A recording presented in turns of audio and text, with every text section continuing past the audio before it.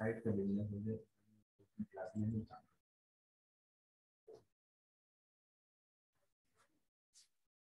एक गिलास पानी देती हूँ मुझे, देखिए पानी दे पाओगे?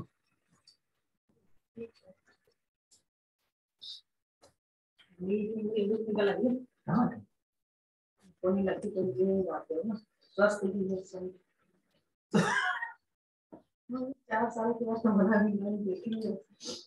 नहीं कैसे नहीं कहते रहेंगे।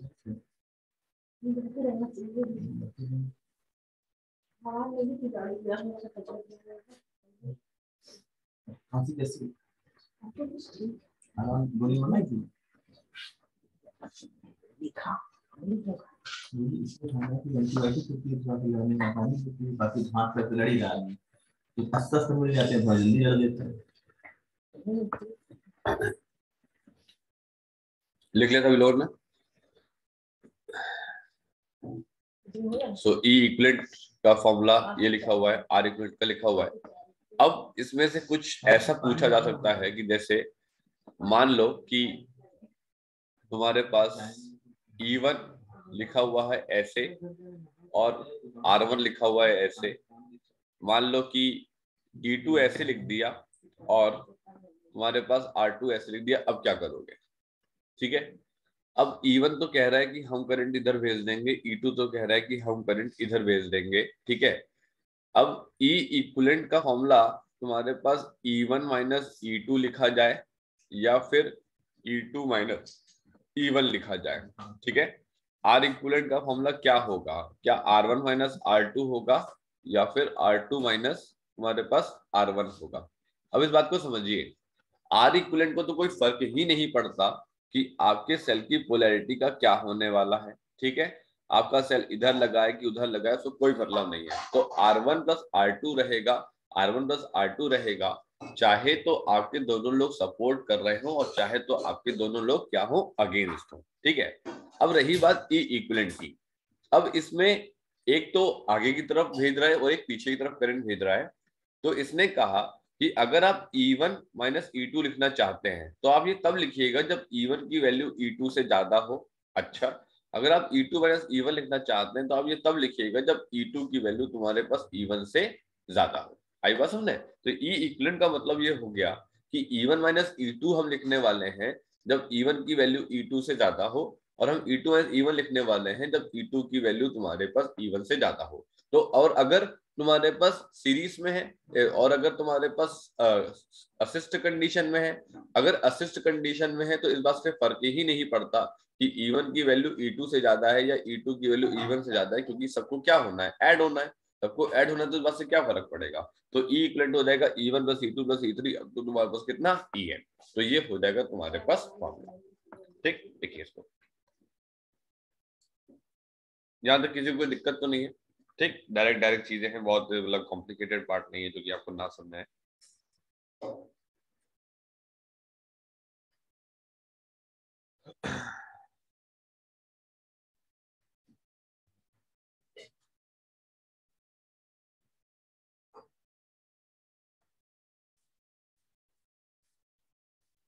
तो ये एक तरीके से जो है सपोर्ट कंडीशन का फॉर्मूला हम आपको दे रहे हैं, और ये एक तरीके से हम आपको अगेंस्ट कंडीशन का फॉर्मूला दे रहे हैं। ठीक है, ये अगेंस्ट कंडीशन है और ये तुम्हारे पास जो है सपोर्ट कंडीशन है।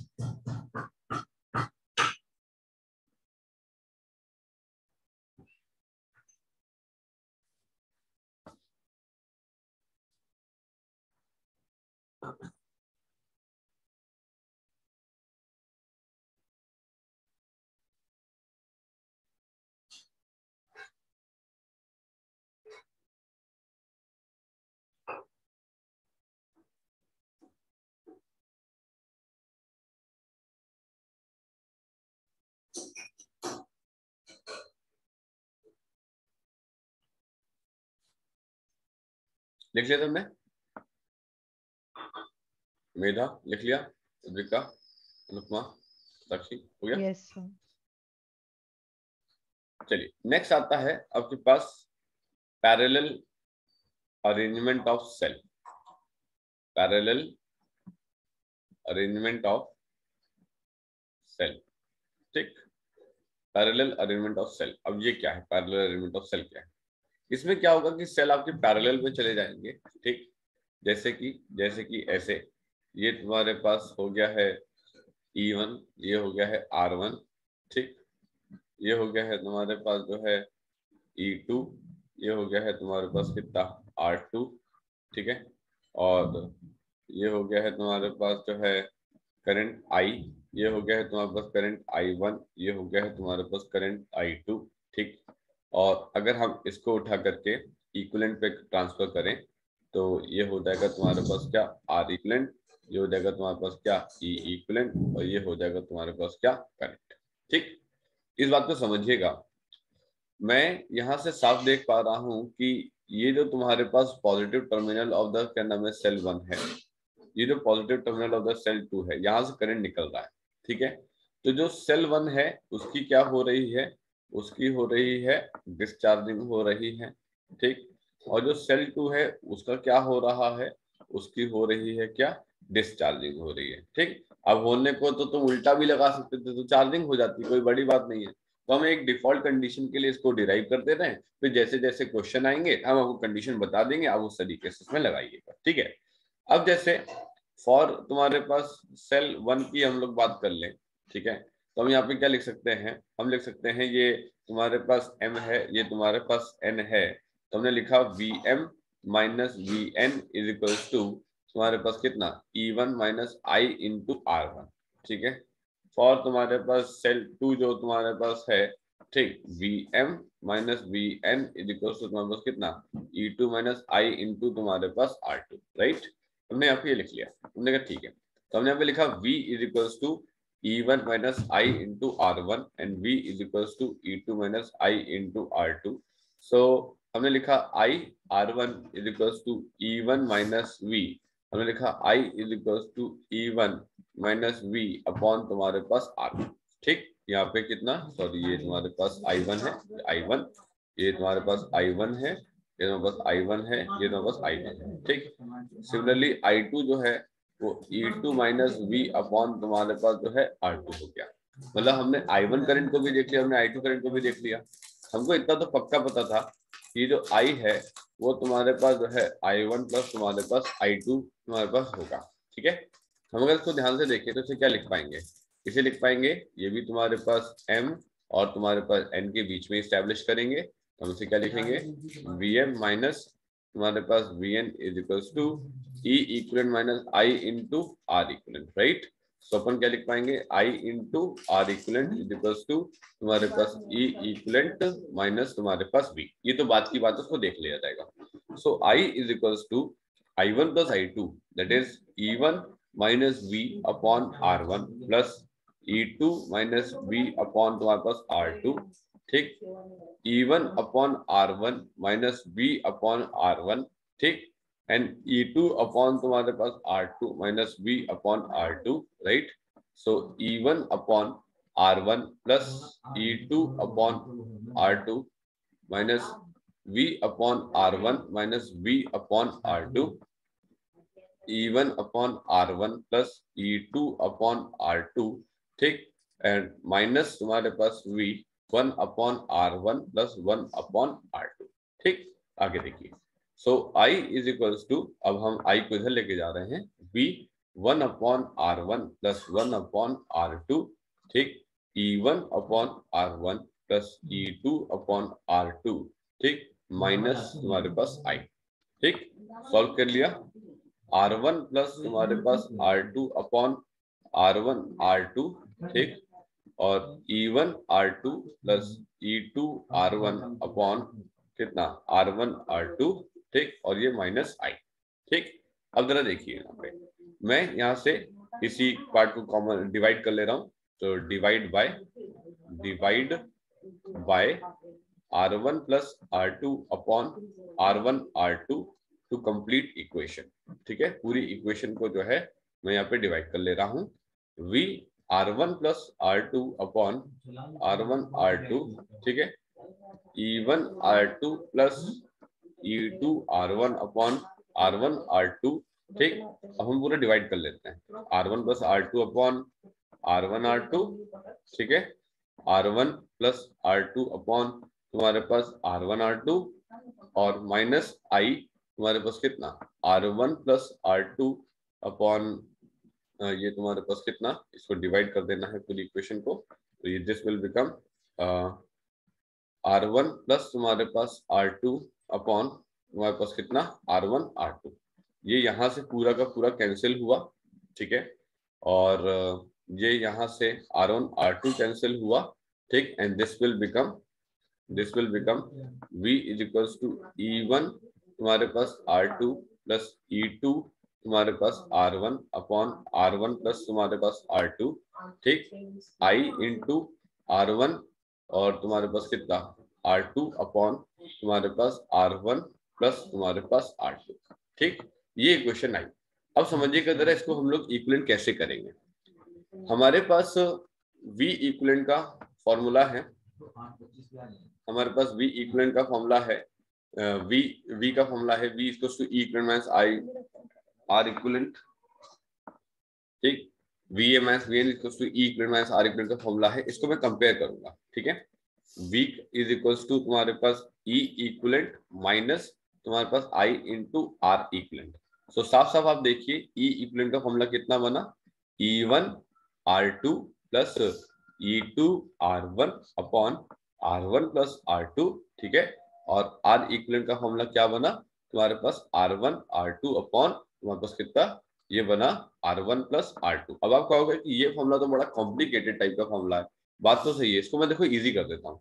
इसको मैं क्या लिख सकता हूँ, 1 upon R equivalent is equals to R1 plus R2 upon R1 R2, so we can write it as 1 upon R2 1 upon तुम्हारे पास जो है R1 plus 1 upon R2। Similar तरीके से अगर मैं देखा जाए तो मैं इस फॉर्मूले को लिख सकता हूँ E equivalent upon R equivalent is equals to कितना E1 R1 प्लस तुम्हारे पास E2 R2। इसका मतलब ये हो गया कि हमको ये दो फॉर्मूले ध्यान रखने हैं कि E equivalent upon R equivalent is equals to E1 upon R1, E2 upon R2, E3 upon R3, ठीक है, En अपॉन तुम्हारे पास Rn, 1 अपॉन R इक्विवेलेंट को हम लोग क्या लिख सकते हैं 1 upon R1, 1 upon R2, 1 upon R3 up to 1 upon Rn. So this is the formula for the parallel arrangement. आई बात समझ में, ठीक है। तो आपको ये डेरिवेशन नहीं नोट करना है, आप सिर्फ ये डायग्राम नोट करिए, इक्विवेलेंट के लिए लिखिए और डायरेक्टली तुम्हारे पास आप इस फॉर्मूले पे आइए, इस फॉर्मूले पे लिखिए, इसको पहले डायग्राम नोट कर लीजिए पहले।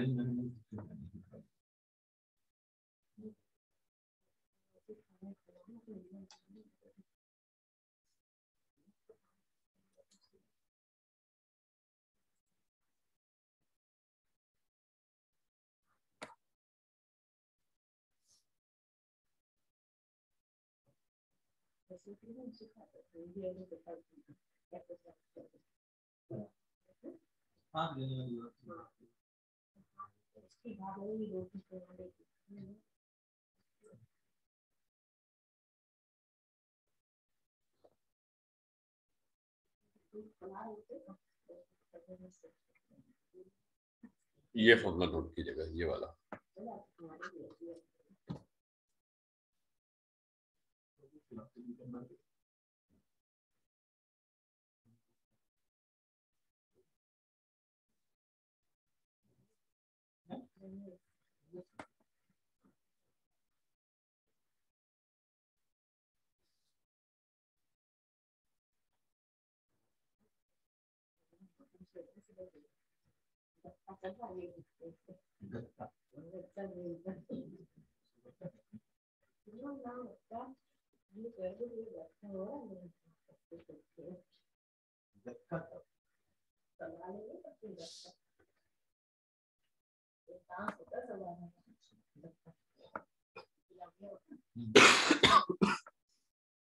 बन गया भाई,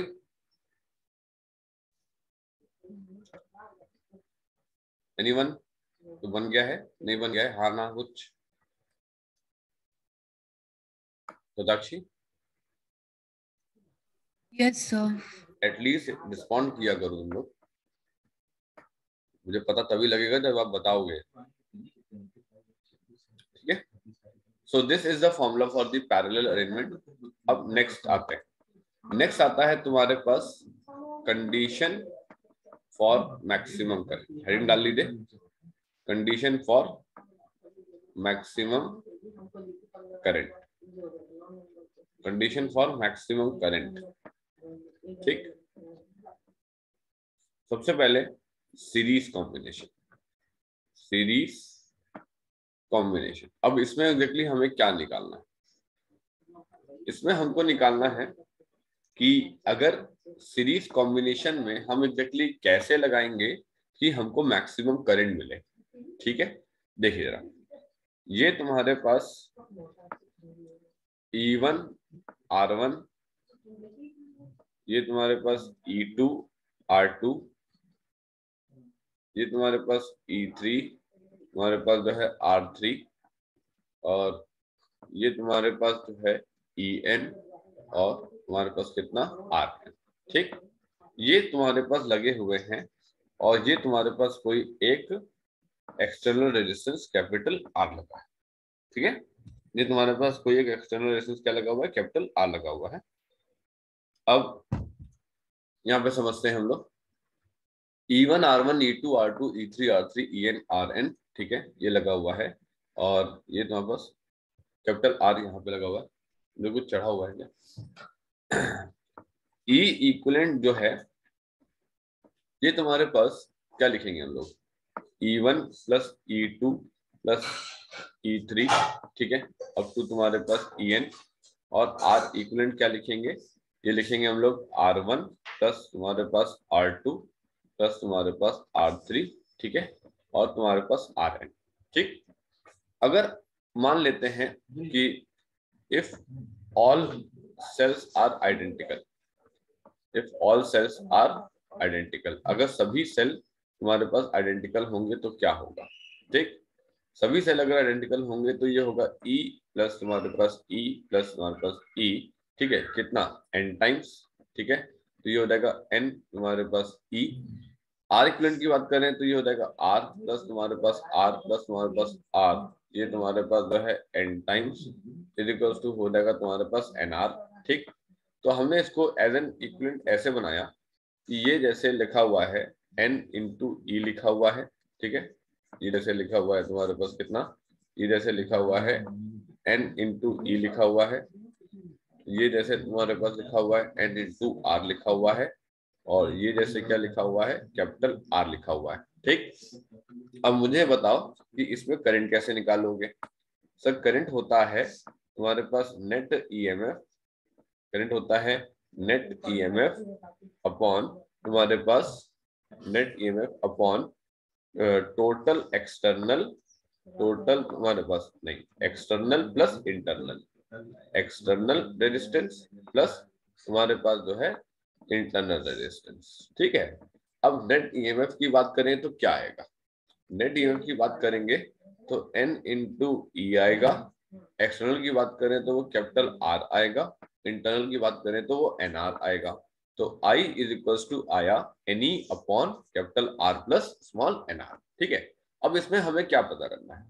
अब इसमें हमको ये पता करना है कि अगर तुम्हारे पास capital R much greater than NR होता है तो, और अगर तुम्हारे पास capital R much less than तुम्हारे पास NR होता है तो, ठीक है, किस पे एग्जैक्टली फायदा होगा? सिंपल सी बात है, मैं N तुम्हारे पास सेल्स लगा रहा हूँ, E1 E2 E3 up to En लगा रहा हूँ, ठीक, और एक एक्सटर्नल रेजिस्टेंस कैपिटल R लगा हुआ है, तो एग्जैक्टली इसलिए कब लगाने पे फायदा होगा कि कैपिटल R की वैल्यू तुम्हारे पास NR से ज्यादा हो या कैपिटल R की वैल्यू NR से कम हो। अब सिंपल सी बात है, दोनों बातें तो हो नहीं सकती हैं एक समय में, तो कोई एक ही बात होगी। ठीक है, तो इसने क्या बोला?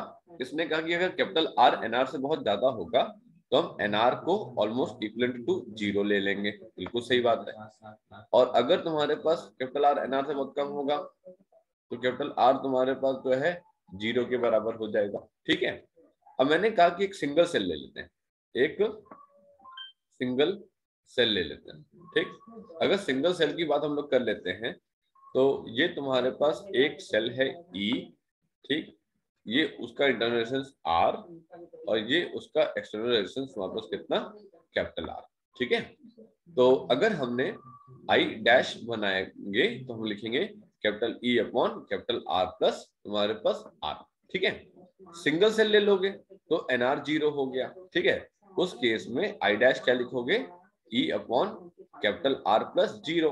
तो ये हो जाएगा I डैश की वैल्यू कितनी हो जाएगी, I डैश की वैल्यू हो जाएगी E अपॉन कैपिटल R। ठीक है, और इसी I डैश की वैल्यू सिंगल सेल अगर इस कंडीशन में देखोगे तो क्या होगा, I dash equals to E upon तुम्हारे पास 0 plus R, that is E upon कितना, R हो गया। ठीक है, अब बात को समझते हैं। अब बात को ये समझते हैं कि अगर हम I की बात कर ले रहे हैं, ठीक है, I हमारा फॉर्मूला कहाँ है, I फॉर्मूला हमारा ये रहा, NE upon R plus NR। ठीक, NE अपॉन तुम्हारे पास R प्लस तुम्हारे पास जो है NR। ठीक है, क्योंकि NR तो तुमने 0 कंसीडर कर लिया है, तो I की वैल्यू हो गई N into E upon capital R plus 0। तो ये हो गया N into E upon capital R। तो I की वैल्यू हो गई N टाइम्स ऑफ तुम्हारे पास कितना, I डैश। ठीक है, N गुना करंट हो गया सिंगल सेल के कंपैरिजन में। यहाँ पे देखते हैं I इज इक्वल टू कितना हो गया, NE अपॉन R प्लस तुम्हारे पास NR। I is equal to कितना, NE अपॉन तुम्हारे पास NR। N और N कैंसिल हो गए, I की वैल्यू कितना, I डैश।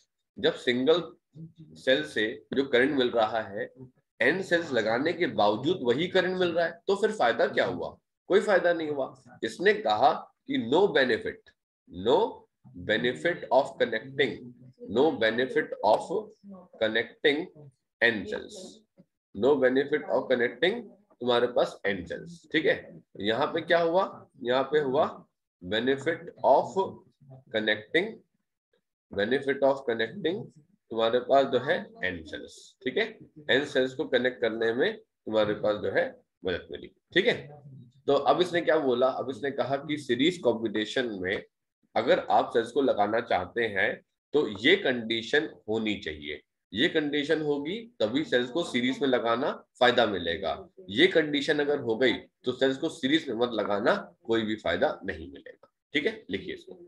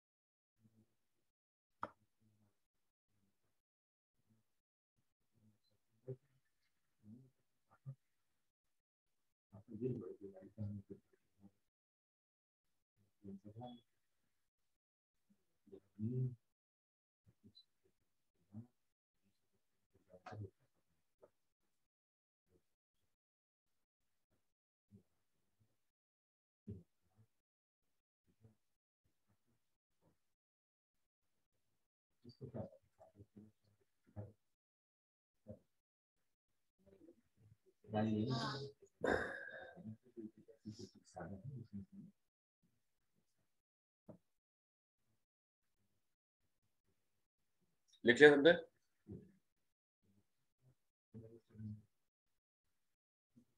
Yes, sir.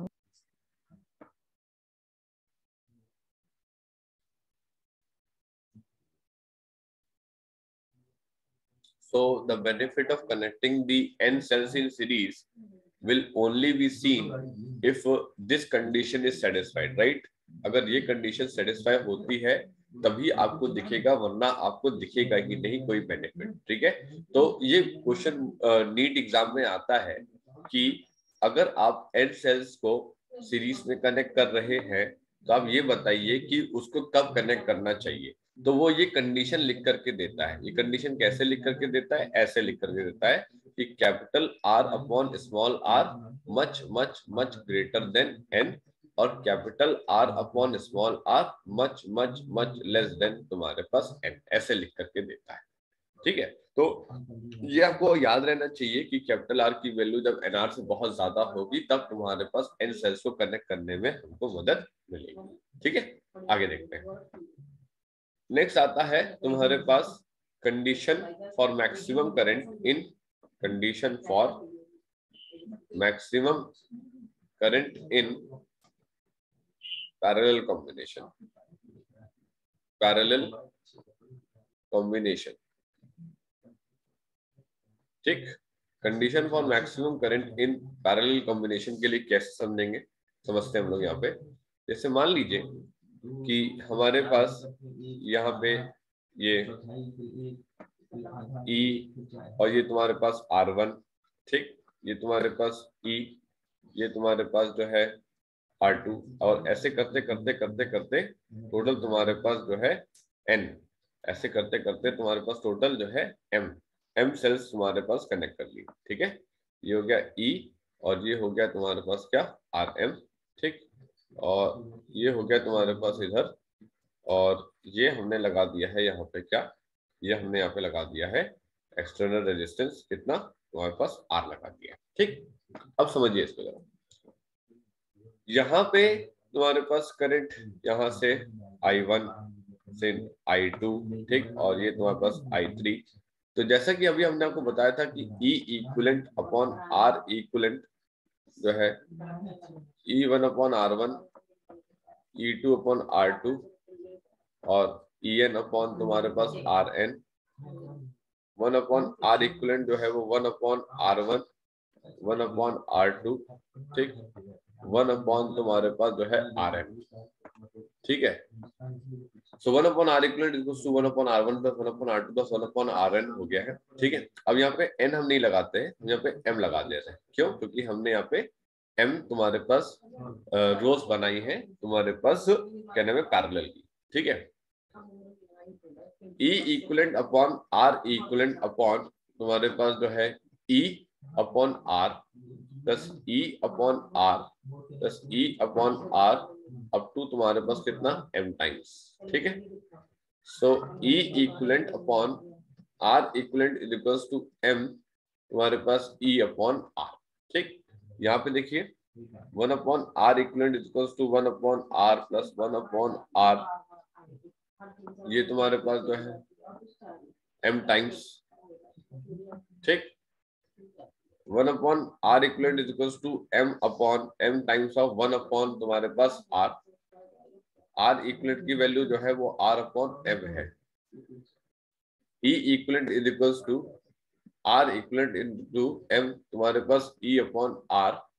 ठीक है, R अपॉन m, जैसा कि R इक्विवेलेंट हमने वैल्यू निकाल ली है।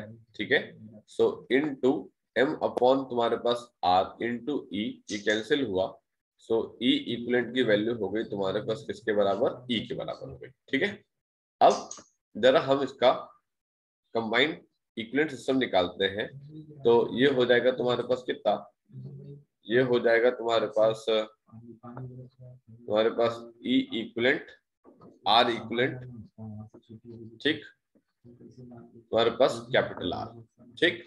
अब देखिए क्या लिखेंगे हम लोग इसके लिए। इसके लिए हम लोग निकलेंगे, अगर I लिखेंगे तो क्या लिखेंगे, I इज इक्वल्स टू तुम्हारे पास E इक्विवेलेंट अपॉन तुम्हारे पास R प्लस कितना R इक्विवेलेंट, ठीक है। E इक्विवेलेंट की वैल्यू कितनी E हो गई, R प्लस कितनी हो गई R अपॉन M हो गई, E अपॉन तुम्हारे पास M R plus R upon M हो गई, ये कितना हो गया M E अपॉन तुम्हारे पास एम आर प्लस तुम्हारे पास स्मॉल r हो गई, ठीक है। अब देखिए इसमें कैसे बेनिफिट मिलेगा और कब बेनिफिट मिलेगा। तो करंट I की वैल्यू कितनी हो गई है M E अपॉन तुम्हारे पास एम आर प्लस R, या फिर एक काम करते हैं कि इसको हम लोग जो है, या चलो इसको ऐसे लिख रहे देते हैं, ठीक। अब इसमें कंडीशन हमको यहाँ पे देखनी पड़ेगी, ठीक है, इसमें हमको जो है कंडीशन यहाँ पे देखनी पड़ेगी। तो हम चाहे तो इसको ऐसे भी लिख सकते हैं E अपॉन R प्लस तुम्हारे पास R बाय M भी लिख सकते हैं, जैसा इसका ओरिजिनल फॉर्म है, ठीक है। ये तुम्हारे पास ये रहा। अगर R तुम्हारे पास R बाय M से बहुत ग्रेटर होगी तो, ठीक, अगर R तुम्हारे पास R बाय M से बहुत छोटी होगी तो, ठीक है। अगर R बाय M से बहुत ग्रेटर होगी तो R by M equivalent to 0 हो जाएगा और कैपिटल R भी इक्वलेंट टू 0 हो जाएगा, ठीक। हम फिर से एक सिंगल सेल ले लेते हैं, जैसा कि अभी हमने पहले भी लिया था, ठीक है।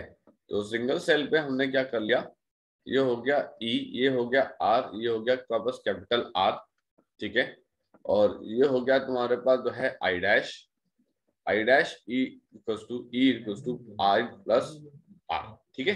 फिर से वही comparison, right. So I dash की value E upon R plus तुम्हारे पास R है, ठीक है।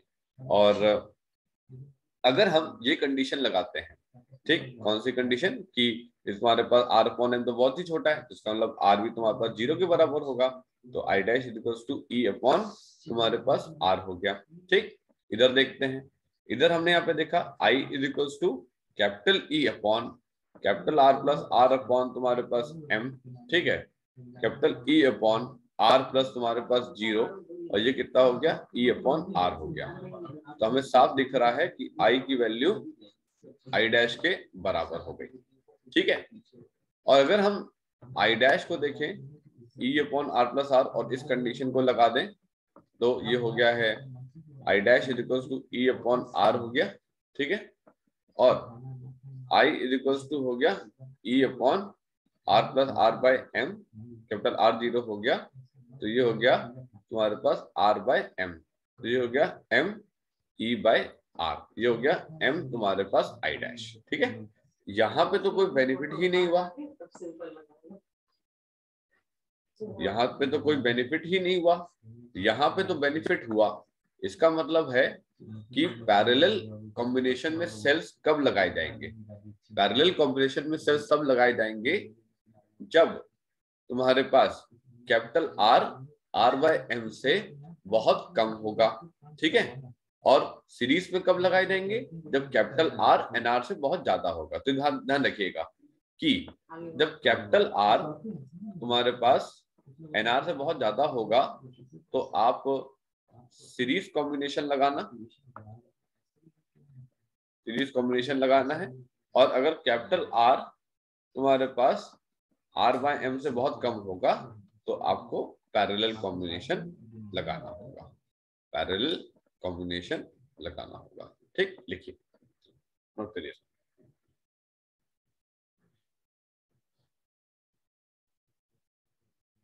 डायग्राम नोट करिए।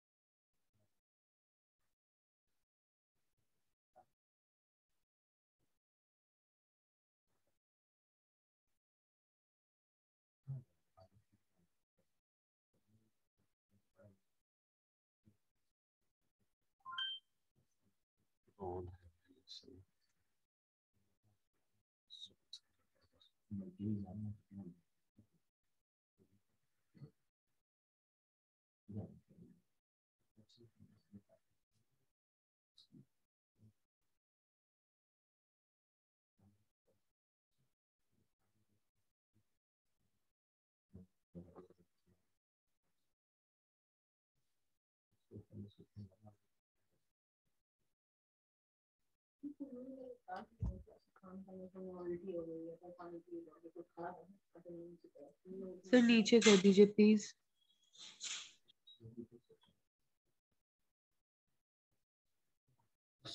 तो ये जो है अपने नीट में पूछा जाएगा हम लोगों से कंडीशंस।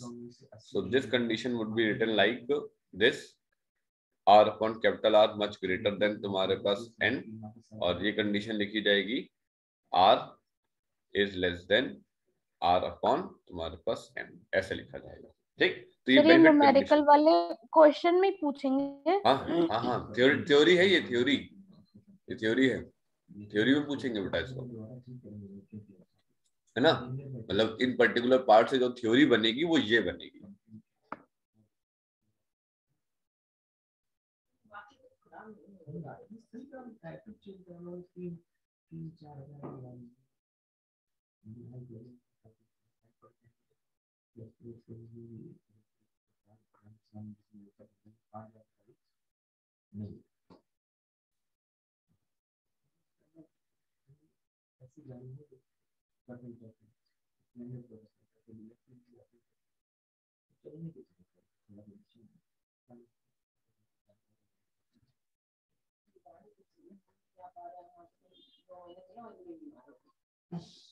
गाड़ी चाहिए होता है कितने किलोमीटर, 5 किलोमीटर बेसिकली गाड़ी से कानपुर जाने का हम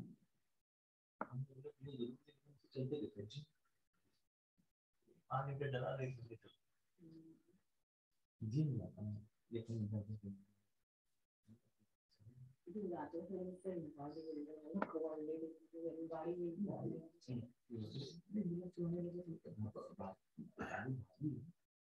अपने आप को स्टैमिना बन जाता है।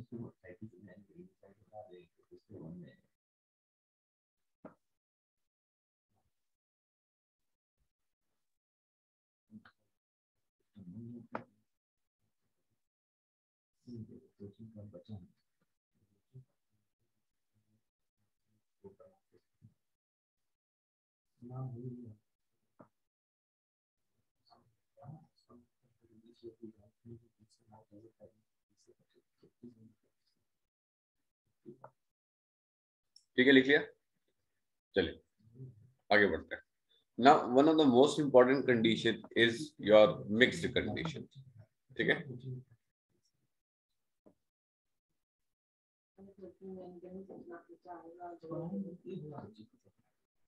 मिक्स्ड कंडीशन, अब मिक्स कंडीशन में क्या होगा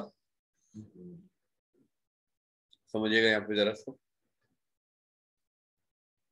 मिक्स कंडीशन में